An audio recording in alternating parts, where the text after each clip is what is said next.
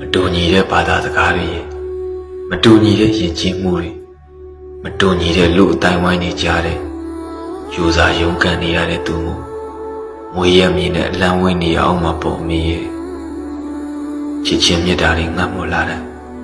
မိသားစုဓာတ်ပုံလေးကိုထိုးကြည့်ရတာအမို့နေမကောင်းဖြစ်တာအမေပြုတ်တိုက်ခဲ့မှုတဲ့စေခါခါလေးတွေကိုလွမ်းလိုက်တာဒီနိုင်ငံရဲ့မြတ်တာတရားတိတ်ကိုအတားကြီးတဲ့အမေရဲ့ကိုကောင်းဖို့အတွက်ဆိုရင်ဘယ်သူကောင်းကိုချနေရမလဲပဲတွေးနေတတ်ကြတာကိုရဲ့ဝမ်းစာအတွက်ဆိုဇက်တူသာစားတတ်တဲ့လူအတိုင်းဝိုင်းကြီးပါအမေရဲ့ကိုရဲ့အိမ်မိုးမလုံးမတော့မိုးဆိုတာကိုသိခံရတော့မှာပေါ့မိုးချိုးဖြစ်တော့လေရင်စည်းခံရုံပေါ့အမေရကားတလေတော့လေထင်သေးစွာကြီးတဲ့မျက်လုံးတွေကိုမုံမိတယ်အမေစင်ပြေလားလို့မေးတယ်အစင်ပြေပါတယ်ဆိုပြီးတကယ်မညာခြင်းတော့